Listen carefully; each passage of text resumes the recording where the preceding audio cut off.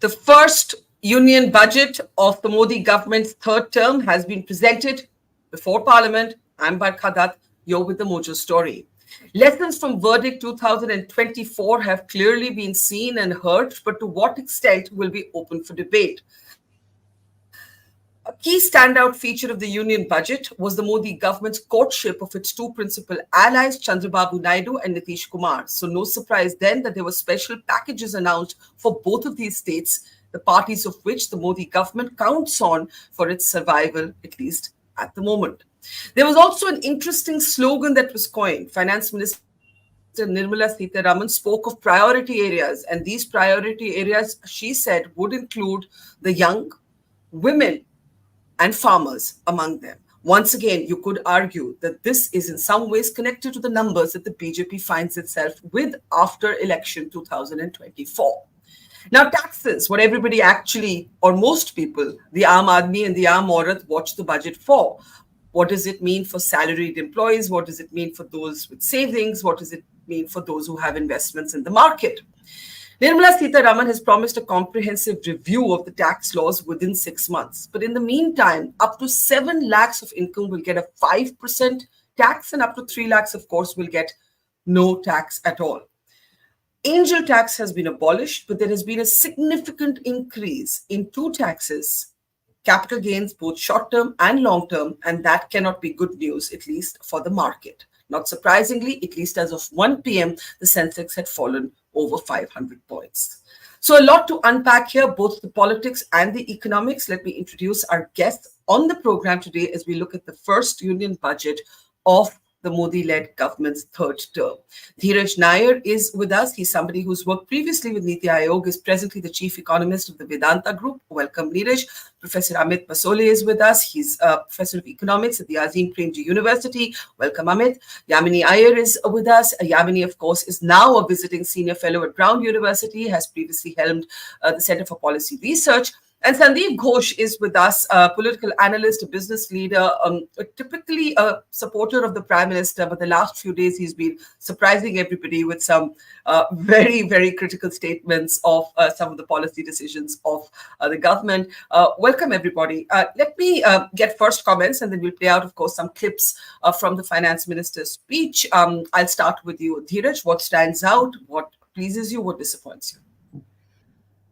So I think, it's the first budget of Modi 3.0, but I think it's very similar to the last budget of Modi 2.0. In most places, it's a continuation of what was announced in the interim budget and before. The spending, for example, on infrastructure remains exactly the same, the number as it was in the interim budget. Yes, what is different is, of course, as you said, the election results. So we clearly see packages for Bihar and Andhra Pradesh, but I'm not too, I wouldn't say they are bad. I mean, they're oriented towards infrastructure. One is towards the capital of Andhra, Amravati, which I think is a great project, a new city. And in Bihar as well, it's focused on roads and flood control and tourism. So I think, those are really unexceptionable. Obviously they are there because these two parties hold the key to power, but I think those are reasonable packages, nothing careless or overly populist. So I think overall, there's a lot of noise about employment, skill creation, as you said, women, youth, poor. But it's usually, just like in most Modi government budgets, it's mostly signaling, and we'll wait to see, detailed policies later. But I think, overall, it's not a lurch towards populism, which some people expected, in the light of, the election results and the upcoming elections in Maharashtra, Haryana, Jharkhand. The fiscal consolidation continues, infra spend continues. Of course, to mop up revenue for some of the additional spend they have, which I think is unfortunate, increase the, levies on stock market transactions and, gains from the stock market. Because I think we were reaching a period where a lot of retail investors were taking interest in this in the markets and equity markets, and I think in India that's a welcome change from people investing in gold and real estate to moving into equity markets. So I think that's a bit of a dampener for me, but otherwise I think it's very much a typical budget from the Modi government, not dramatically different, not very disappointing. The worries on populism and on Bihar and Andhra getting, special status and so on, those have not really materialized. So the big disappointment for you, as it stands out, Dhiraj, is the capital gains. Short-term capital gains have gone up, as have long-term gains, which have been hiked from 10% As to well as 12%, the transaction tax on, transactions on futures and as options. well So I as, think, yeah. So yeah. I guess they're mopping up revenue for spend, but I mean, they could have, let this be, given, the buoyancy and given the interest Yeah. retail investors in the middle class are taking in the market. So, you can't offer tax concessions. That's very limited, what has been done on the slabs and on standard deduction. But, this markets were a good way for wealth creation for the middle class as well. So that's what I Okay, think. let's play out just before I come to the others what was said for Andhra Pradesh and Bihar. I think it'll give us a more informed sort of framework to look at this. And Dhiraj made the point that it's nothing out of the ordinary. It's all valid. It's all constructive. So let's first listen in on the big announcement for Andhra Pradesh and its new capital. Take a look. Our government has made concerted efforts to fulfill the commitments in Andhra Pradesh Reorganization Act. Recognizing the state's need for the capital, recognizing the state's need for a capital, we will facilitate special financial support through multilateral development agencies. In the current financial year, 15,000 crore rupees will be arranged with additional amounts in future years. And separately, of course, 26,000 crores were announced as a package for roadways and highways in Bihar. Yamini, as Dhiraj says, that in itself was almost expected. Are there any other surprises other than, of course, the transaction tax and the short-term and long-term capital gains tax, which is surprising coming from the Modi government and is surprising, as Dhiraj said, given the buoyancy of the markets, not responding buoyantly. This afternoon, the markets had fallen about 500 points at 1 p.m. Yamini? No surprises. I think, as Dhiraj says, there's a lot of continuity along with the usual posturing. And in some ways, it reenacts a very familiar tension that Modi government's budgets now over the last 10, 12 years have been dealing with, which is the tension between formality of the economy versus dealing with the big questions of informal, where the bulk of India lives and works, and how best to address this challenge. And effectively, the policy making framework has largely been around trying to force formality and growing the formal element of the economy and somewhat ignoring the informality. So the question of employment, which is the big political message to some degree from this election, and you can see that being reflected in the very clear articulation of employment as one of the biggest priority areas, the launch of the so-called employment-linked incentive linked specifically to the EPFO. And I know Amit will probably talk a lot more with a lot more knowledge about all of this. But it essentially is looking at what it needs to do to try and address the employment challenge from the perspective of the formal element of the economy, which is really small in comparison to where everybody is working. And on what is happening with where everybody is working, we've heard some familiar things about credit links, incentives, etc., for the MSMEs, and the devil has always lain in the detail, and those details are still to be worked out. Reiteration of the need for reforms in factors of production, but all those pathways we will still see going forward. And the big bulk of the balance of capital expenditure versus revenue expenditure, social expenditures that have broadly actually been quite limited despite the welfarist postures that the government has had, especially over in the previous 2.0 of Modi, remain exactly the same. No change over interim budget, and continuity seems to be what they are going for. On this issue of course, we were expecting to see more given to the Andhra Pradesh and Bihar on account of the fact of being a coalition government. They have steered clear of declaring special state status, which was the ask, and instead done a lot more vis-a-vis big infrastructure spending and tourism, as Dhiraj said, as well as the Andhra Pradesh capital infrastructure spending for the capital of Andhra Pradesh. All of that is more or less in line with what is expected. What is interesting again is that alongside with that, you also hear a reiteration of where we were with Modi 1.0, competitive federalism, cooperative federalism. But gross tax revenue as a percentage, a state share as a percentage of gross tax revenue remains far below the 15th Finance Commission 41%. And ultimately, any attempt at trying to create quote unquote cooperation requires the government of India to do its bit. It still hasn't, and I'm not seeing much any change actually, at least so far, as the numbers are being calculated in terms of the percentage of states' share. So it is unlikely that this is going to resolve the larger question of center-state tensions, while of course the two states that are finding themselves in coalition are being able to extract via, by the way, a lot of the World Bank too. So it's interesting that one way around that the Modi government has had around this question of how of using some of the union government's funds to offer special status or more financial investment in these states. They've also hanging on a little bit to the World Bank and saying now they are going to give some loans in smart move, I suppose, at one level, and amusing along with it. Okay, I was going to bring. Oh, there's Amit. I was just going to go to Amit. Let me bring Professor Basole in. Your thoughts? Yamini is saying that continuity, yes, but there are also shades even of Modi 1.0. The tension between states and center has, in fact, not been addressed. The two states singled out, not surprisingly, given the politics at Andhra Pradesh and Bihar. But what happens to other states? Do go ahead, Amit. Hi, yeah, thank you. So I think, again, of course, very initial reactions, right? All of us just seen this, but I also want to link the budget to the economic survey, because in some ways, I think I see a continuity between the way the economic survey discussed problems, especially of employment, which is mostly what I'm going to be focusing on, and how the budget deals with it.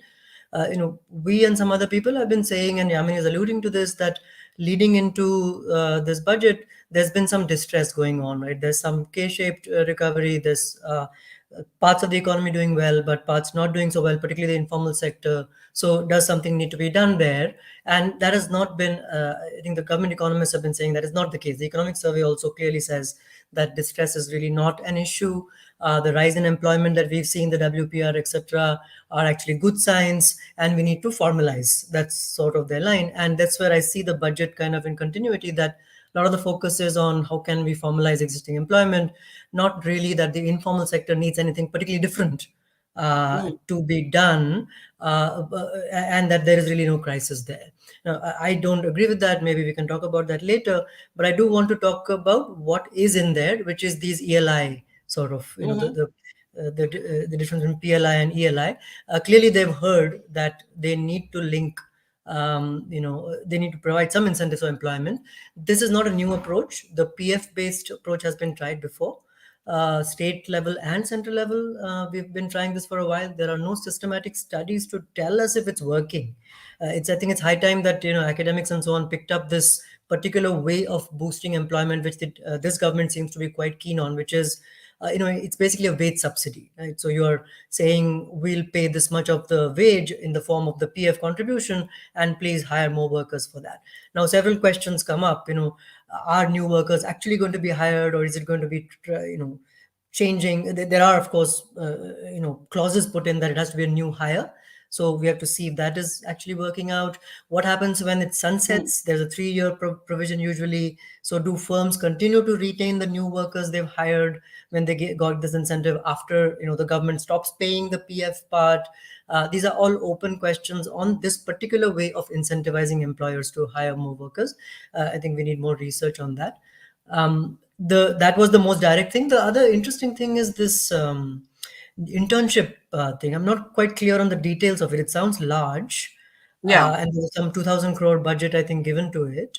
I'm not sure exactly what the details of it are, but I mean, it's a big claim. Internship scheme for 1 crore young people in 500 top companies. So this to me seemed to be the a message from the elections, right? Young people not able to get jobs. This is the one thing, but yes, we need more details. Absolutely. And the school to work transition, we know is a problem. We know that most of the unemployment in India comes from fresh graduates who are not, either able to find jobs or don't find jobs up to their expectations. My understanding is this is sort of a corporate type of a scheme. So it's sort of creating that sense of, well, you can also be part of this sector. It's not just any kind of salaried job. It's a salaried job in an aspirational kind of environment. So can we try to bridge that gap and get employers to see fresh workers and fresh workers to experience employment in these kinds of places? And maybe we solve some of these transition problems. So it remains to be seen if it works. Right. Let me, before I come to Sandeep, also play out what has been said on taxes, at least on personal income tax. We can also discuss some of the other taxes after that. Take a look. To make for those opting for the new tax regime. First, the standard deduction for salaried employees is proposed to be increased from 50,000 to 75,000 rupees.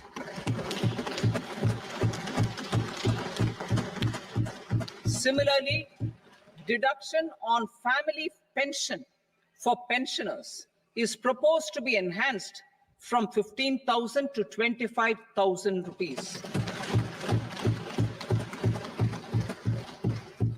This will provide relief to about 4 crore salaried individuals and pensioners.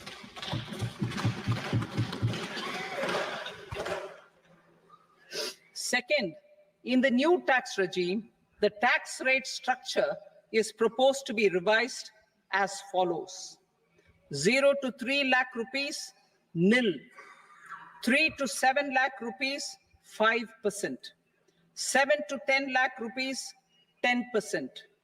10 to 12 lakh rupees, 15%. 12 to 15 lakh rupees, 20%. And above 15 lakh rupees, 30%. As a result of these changes, a salaried employee in the new tax regime stands to save up to 17,500 rupees in income tax.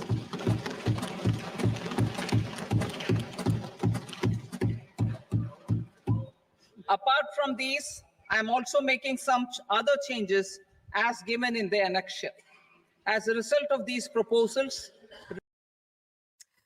Okay, so up to 7 lakhs, 5%, 17,500 rupees tax saved under the new regime, angel tax abolished. But I think Dhiraj has already made reference, Sandeep, to the transaction tax, to the short-term and the long-term capital gains tax. Your big take, Sandeep Ghosh. First of all, Barkha, the good part is this does not look like an interim budget or a budget of, as people say, a minority government, a government which is not sure. I think they are very, very clearly keeping the long-term perspective. They're not giving it all a sense that there is any degree of insecurity or something. The government has moved from its long-term vision to a short-term vision. I think that's very encouraging. I personally did not expect any freebies because I think the freebies, they will leave it to the states to tackle, like Maharashtra has already done. Similarly, if Haryana or people who are going into, and they would have focused on these two states, which they have done. As far as Andhra is concerned, it is to take care of Chandrababu Naidu's interests. And as Dhiraj said, his interest is mainly infrastructure because that's how he also looks at things. He is not a freebie-oriented guy. He is interested in building Amravati, etc. And Bihar, I would say, is from BJP's point of view, NDA's point of view, it is actually also an election budget. Because, Bihar, the last 2 terms of Nitish Kumar, there was not much development which happened. He built roads and bridges in his first term. But after that, there is not much of that development has happened. So putting these things in, I think BJP is also playing to its electorate. And all the other stuff is rather than just say trying to appease Nitish over there. So that is, I think, fairly intelligent. Secondly, the employment bit. Employment is always a difficult one to tackle. Everything you talk about, skill development, etc., are not going to yield immediate results. So they had to manage the short term with the long term. Mr. Chidambaram, I believe, has taken a pot shot at Sitharaman for stealing his idea from the Congress manifesto. So be it. Sometimes you steal with pride, and if it's a good idea, why not? The first part, which the ELI bit, which we were talking about earlier, I see that is going to essentially transfer some people who are on contractual labor into the company roles, because one of the concerns people had is, about social security. That's not going to really create a tangible increase in number of people employed. What will happen in the apprentice scheme is to be seen, because apprentice scheme is actually a good thing to my mind, because all the new investment which is coming in, one of the problems is skill labor. So unless you make industry participate in skill upgradation, all that talk about ITIs, etc., have been lip service for several years. Different governments have talked about skill development of the government. It doesn't really work. Now, if industry is incentivized to take on people and train them on the job, I think that will be a very much faster solution, and it can yield quick dividends, or at least faster dividends than what the long-term stuff would really do. And this can get extended. I don't know whether Dhiraj can say whether this can get extended even to the service sector, or are we talking only about the manufacturing sector? Because unfortunately, manufacturing jobs, the labor intensity is coming down. You see, less and less people are being employed within the factories or plants because of automation. So unless you extend it to the service sector, you're not going to have a too high a multiplier effect. So those are, I think, fine prints to be seen. Let me just read out Mr. Chidambaram's statement, since it did come up in reference, and then I'll come to Dhiraj and Yamini, and in that order. I'm glad to know that the Honorable FM has read the Congress manifesto Lok Sabha 2024 after the election results. I'm happy that she's virtually adopted the employment-linked incentive outlined on page 30 of the Congress manifesto. I'm also happy she's introduced the apprenticeship scheme along with an allowance to every apprentice, spelled out on page 11 of the Congress manifesto. I wish the FM had copied some other ideas in the Congress manifesto. I should shortly list the missed opportunities. All of these comments coming slowly from P. Chidambaram. Dhiraj, your thoughts? I think employment. Hang on. Yeah, go ahead. Yeah. I think, employment is, the elephant in the room always, when you talk about budgets or economic policy. And I don't think, anyone has a, full solution. So I think, on the employment linked incentive schemes, I think there are three of them. And Sandeep, I think one is specific to manufacturing, but the other two, are neutral across sectors. So I suspect, but again, if and they're all EPFO linked. So if we believe that, these schemes will transform, the job landscape, I'm not sure. I think, at the margin, they definitely will help, some of the young, and, maybe some of the frustration will turn into aspiration. But I think a lot more needs to be done. And I think there again, typically this government, over the last 10, 11 years hasn't really announced the details of many of its policies in the budget speech. So they've said the economic policy framework will be announced, and, they have plans for land, labor, capital market reforms. All of those are needed, but, what is actually going to happen, we have to wait and see. I think on land, they've said some interesting things on digitization and land records and so on, which is, I think, one step towards the bigger land reform question. But at land acquisition, they didn't mention that word. Those two words, I think, are still politically toxic. So I think, a lot of, because ultimately job creation will not happen with one or two schemes. I think, you need a much more robust growth of manufacturing and, the rest of the economy. You need to get people out of agriculture, into the productive, spheres of the economy. So I think that's going to require more work. And that's why I'm more keen to see some of the details on, there's a lot of intent in the budget, on employment, on MSMEs. But I'd like to see some of the, how these are rolled out actually in terms of policies or legislation. Some of the big ticket items in the past as well, like PLI, didn't come in the budget. A lot of it comes off budget. So let's see. But I think I think, the impression one had so far is that the last 1.5 months, there hasn't really been much announcement or many announcements or, much direction from the government on where it's going in this term. But at least now the budget has, laid the ground. And, looking forward to over the next few months to see how some of these things are, detailed.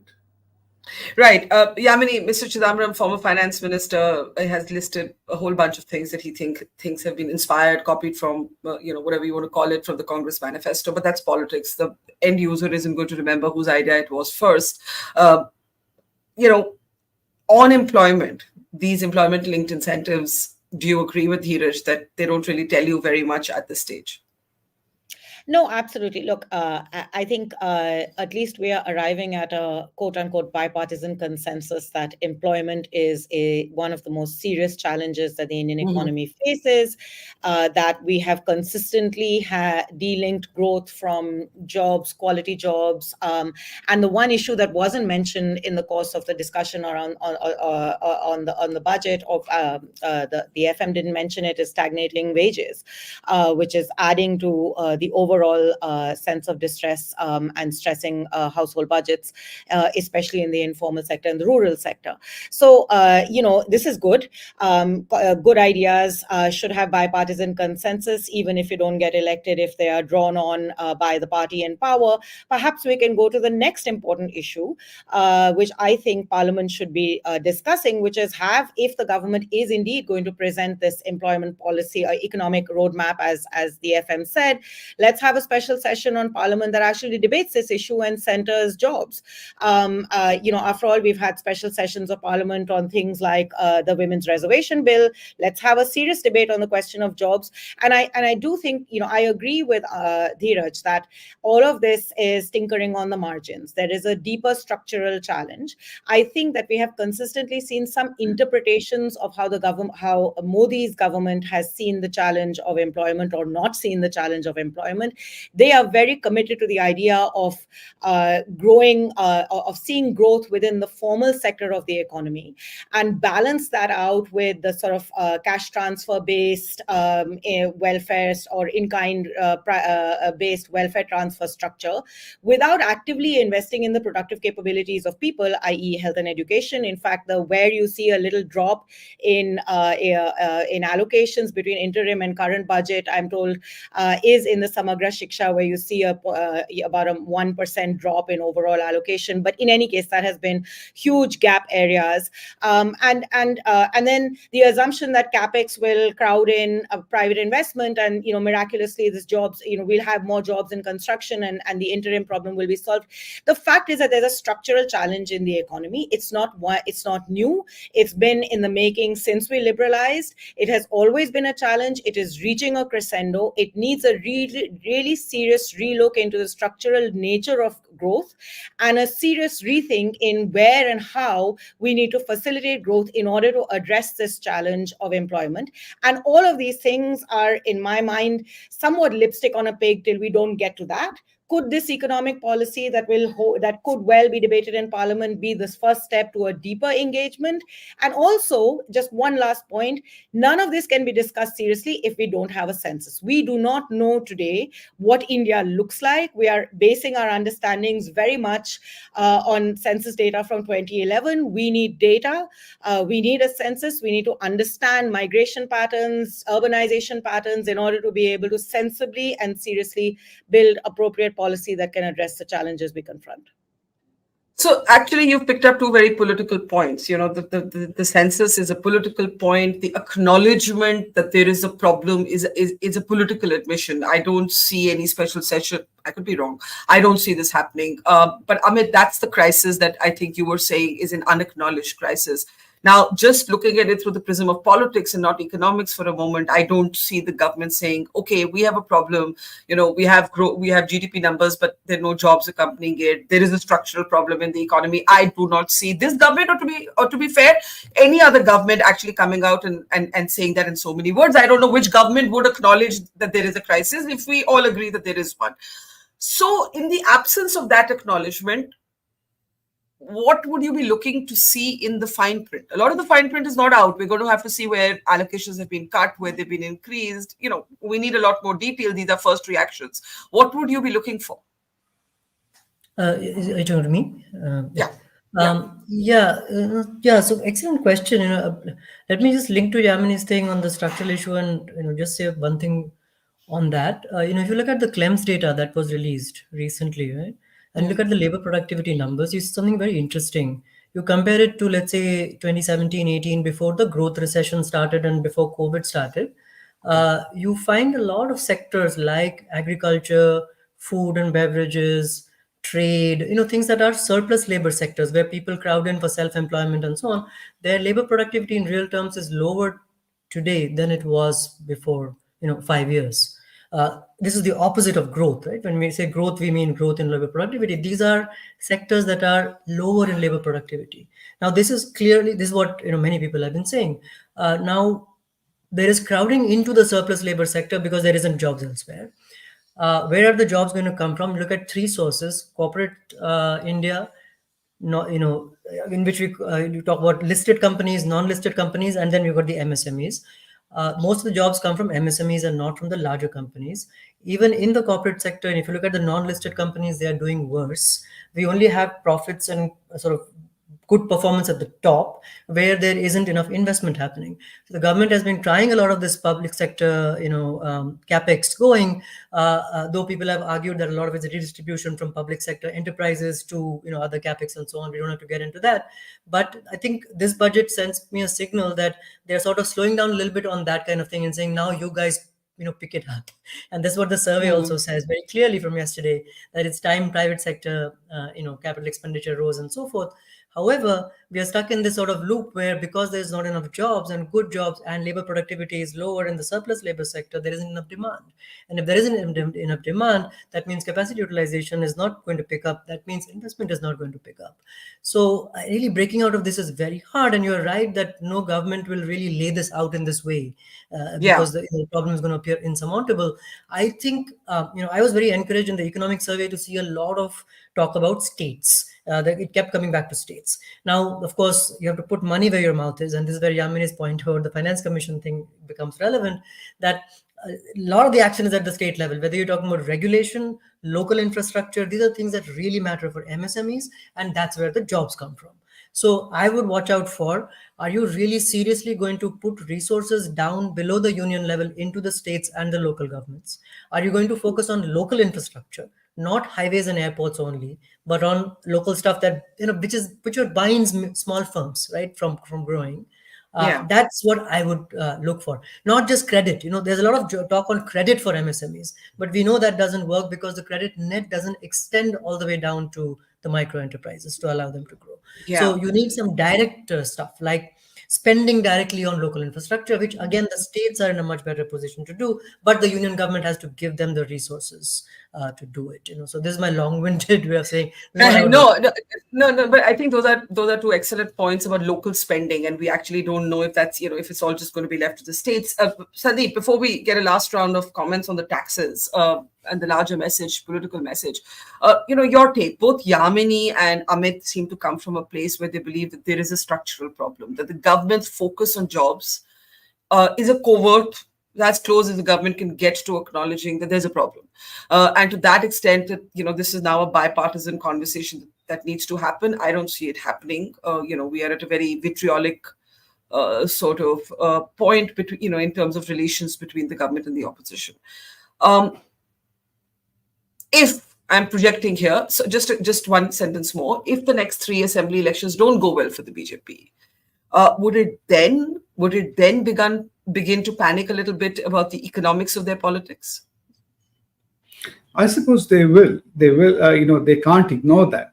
I think they're very conscious about that. Therefore, they've tried to address some of it in the budget document. But as Dhiraj said, everything can't be spelled out there. So you might find a lot more course corrections happening down the line, irrespective of the state election. But certainly, if the state elections don't go their way, they'll try to contain some of the state election, fallouts, as I said, by what they're trying to do with freebies, etc. But despite that, if they don't get it, obviously that has a bearing on the entire government's, I wouldn't call it stability, but it's, as we've already seen in the last 1.5 months, I've commented on this on Twitter, etc.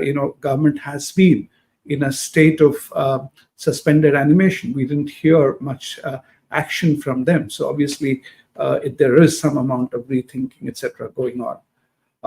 Two comments, Barkha. One, taking off from Dhiraj's point on the stock markets. I think stock market, the government again in economic survey itself has highlighted the point that they are also worried about the stock market, the kind of bubble which seems to be forming, and a lot of people, especially youngsters, putting money into the stock market because of this very abnormal returns. I was with some bankers a little while ago, and they were talking about the loans, and Dhiraj would know this better, which are coming from this fintech kind of companies, which are not really bank supported. People are drawing those money without any security, and we're putting it in the stock market. If there is a bubble, there is going to be. So I think some amount of moderation which they have done may be also a calculated thing. Structural issues, Yamini is right, but these are difficult ones to tackle. So I think that is where nobody would have the silver bullet on that. One thing again is happening is, contrary to some of our views, the share of non-rural income, non-farm income in the rural areas, not non-rural, non-farm, non-agricultural income has been going up. So the government trying to encourage some amount of entrepreneurship, whether through the women or self-help groups, etc., are, I think, steps in the right direction, but none of them are going to yield immediate results. So it's always this chicken and an egg thing, which will any government will have to tackle with. And that's part. Only difference is earlier BJP could brazen it out and saying that we are all moving in the right direction, Viksit Bharat and the rest of it. But now, since it has begun to hurt politically, they cannot ignore it, and they will have to put some band-aids or whatever you call it, for the immediate term. So I think this is the best Nirmala Sitharaman could have done at this juncture, given the political realities. Yeah. So let's actually turn our attention to this idea in last comments on the markets, on the tax regime, because that's what it really impacts a lot of people. I don't think we've spoken too much about it. Dhiraj, I don't think you agree with Sandeep that this is a calculated moderation of the markets. In fact, at least going by social media, a lot of supporters of the government, known supporters, don't actually think what's happened to the long-term and short-term capital gains tax is good, to the transaction tax is good. Of course, on the other side, the abolition of the angel tax will be welcomed. Dhiraj? No, absolutely. I think the angel tax, the abolition of the angel tax has been an issue for a while, and I think startups and investors will be, and given that we have the third largest ecosystem of startups in the world, I think it's a good thing. We need more entrepreneurs, we need younger entrepreneurs. So no doubt about the angel tax. I mean, I don't know. I have no idea what the motivation behind it possibly could be to moderate or not moderate, but I don't think that's necessarily the right way to go. I mean, I think directionally, I thought we could let them be the taxes on stock markets. There may be other ways to moderate, or the government can. It's more about information than about policy intervention. I'm always reluctant about government stepping in to decide what is a bubble and what is not a bubble. I think that's going to be difficult. But I think on the middle class, because I think you're talking politically, everyone's talking about the poor and the farm sector. But I think the middle class again is a core constituency of the Prime Minister and this government, and I think they too have been feeling some of the effects of price rise and taxation. Let's face the fact that individuals in this country are still taxed fairly heavily, and there's a small set of the salaried class which ends up paying most of the taxes. So I think they might have been expecting a little more relief than just a change in bands. That too in the new system. A lot of people are still on the old system where there's no change. So I think the middle class also looking for some relief on tax. So you think this 17,500, you don't think this really goes far enough, because in any case it's under the new tax regime? Yeah, it doesn't go far enough in terms of relief. But then I suppose as Sandeep said earlier, they're leaving it to the states to provide relief to people in the run up to the elections. But I think they could have done a little more for the individual taxpayer who's bearing, according to me, a disproportionate burden for a very small section of people are actually paying direct taxes, and they could have done with a little more relief. So I think the middle class, and I think that is a constituency which going forward, at least in a year or two down the line, if there are political reverses, as you said, it's not only about the people in rural areas, it's also about the middle class, which is now a fairly large number and significant vote and influencers. So I think they'll be looking at that as well. Yeah, that's an interesting point. Amit, do you agree that not much for regular salaried people? The slab has only marginally changed of 5% up to 7 lakhs. That's the only sort of marginal difference. And this 17,000 net saving is for those who are under the new regime and not even the old one. And middle class homes are feeling the pinch of everything else, of prices going up, of their children not getting jobs, or finding a way to pay for degrees before their children can get jobs. Or I think Yamini also made this point, which we haven't discussed enough, about stagnating wages and underemployment. Underemployment is such a big issue. It's not just unemployment. Right. Yeah, see, I mean, I think this is coming from the place of partly broadening the tax base, which the finance minister also mentioned in the speech, right? And I don't think anybody can quibble with the intent behind broadening the base. I think that's of course a good thing. It's all a matter of the incidence of the tax and who does it fall on, and we need to do a little bit more calculations to see what its impact is going to be. This term middle class really doesn't sit well with me. Because I look at a lot of surveys which tell me that people earning 20,000 rupees a month are apparently, the median Indian worker, which so you're really already in the top half, or if not the top 30%, if any of these taxes matter to you. Now with 3 lakhs, we've increased. I know, but how far does that go? How far does that 20,000 rupees go if you want to educate your children? It doesn't go very far. I'm just saying that's where most people are, So, but I'm not saying doesn't mean to say that people who are earning 50,000 are very rich or something like that. Obviously not, and they're also struggling. The question really is, if you're trying to do this fiscal consolidation, and you're trying not to cut back on a lot of stuff, including capital expenditure and so on. You want to spur demand, but you want to consolidate. Where is the money going to come from? Either you're going to borrow, or you need to raise some revenues. And what is the best way to raise those revenues? You have to do the calculations to see who can afford to pay. And so, with capital gains, with the exemption, I think there's some 1.2 lakh exemption on capital gains. Presumably, they've done the calculations that a lot of the small-time investors would be able to claim that, and so you wouldn't get taxed with the new increased capital gains tax. So in each of these cases, whether you're talking about personal income tax or capital gains tax, the question is, when you do the math, is the kind of the person who earns, let's say, 50,000 rupees a month, right, which is a good wage in India, right? What is happening to them? Are they going to end up paying more or not? And if that comes out to be neutral or them saving, then I'm happy with that, because the money is going to be spent on things that we want it to be spent on. Got it. Before I give Yamini the last word, Sandeep, politically, and as also someone who's in the business sector, what would you have been looking for that you didn't see? What would you have been looking for? What would you have been looking for that you didn't see in the budget? See, I think in this tax relief, the government has been a little tight-fisted. At the end of the day, you have 2.4 crore people paying income tax. So if they were a little more generous with that, I think they would have won a lot more goodwill. Because the 50,000 people, Amit, a lot of those people who are earning 50,000 actually are not also today in the formal land. A lot of people, you and I don't know, they earn 50,000 rupees by doing odd jobs or in the informal sector. But people who are in the formal sector and who are, as I think more than anything else, Barkha said, influencers.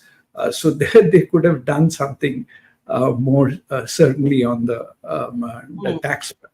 I think where there is, I haven't seen something very clearly on spurring investment, because that has to come in. And the second thing, which there's always talk about ease of doing business, but actually, while the new tax regimes have increased the mopping up of revenues, you increase the net, and government is, as we're seeing every month to month, whether it's GST or income tax, people they're collecting more revenues, but on the ground level, things have become very, very tough for people. And some of that backlash government has faced even in these elections. If you go to UP, we talk about everything else. The trading community, traditionally the BJP's core base, They are extremely unhappy. If you look at my original ilk of accountants, they will tell you how difficult it has become to handle, despite everything, the tax and GST returns. So those are huge problems. And some of that, unless it's eased, and you're talking about inviting people in the China Plus kind of scenario, if you don't make things easier, it's one thing to invite, but between promise and delivery, if that doesn't change, so some of that would require much more, I think, concerted intervention and a stronger, expression of intent. So, some of that I thought was missing.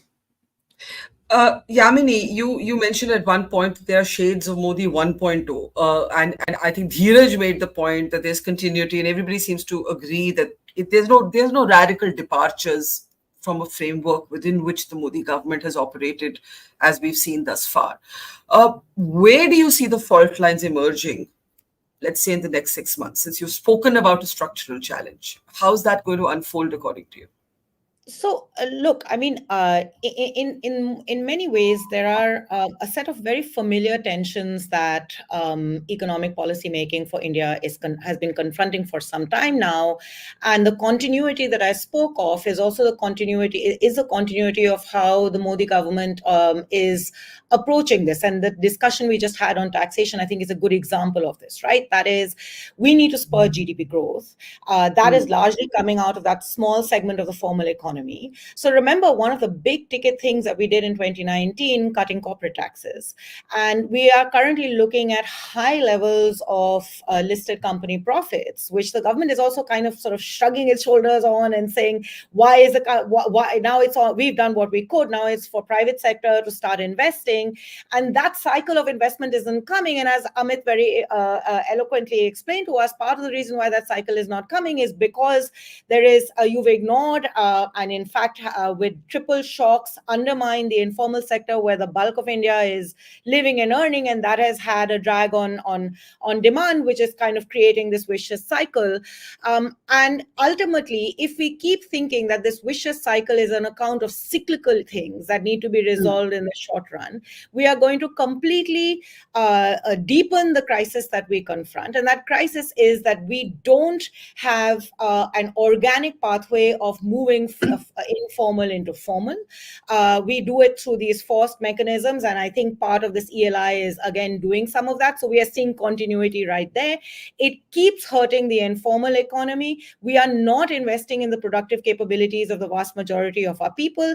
That continues to create a context where shoddily educated kids are going to take these NEET exams for which competition is going to be high, and we are not investing in improving our higher education or our school education. So there's a whole host of things. It needs a radical departure. I agree, politically, it's hard to admit, but it's nobody's fault. There was a political consensus and a social consensus on a path that we have followed, which has more or less pushed GDP growth that is delinked from employment growth and quality jobs. It's reached a crescendo. We need bipartisan consensus to resolve it.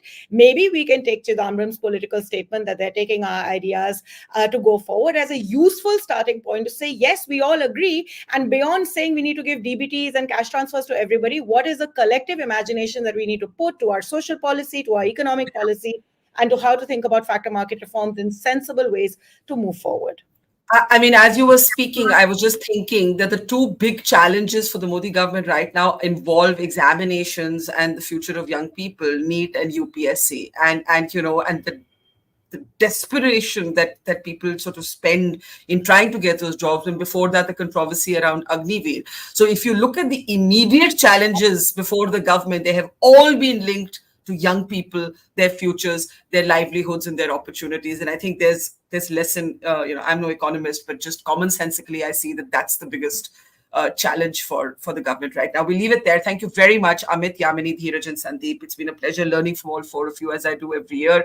Thank you. And to our audience, thank you. And our special coverage on the budget continues on our platform. Stay tuned in. Thank you and see you soon. It's great to see you here. Thank you for watching our work. If you haven't subscribed yet, don't forget to click the bell icon and subscribe to Mojo Story and support independent, robust journalism.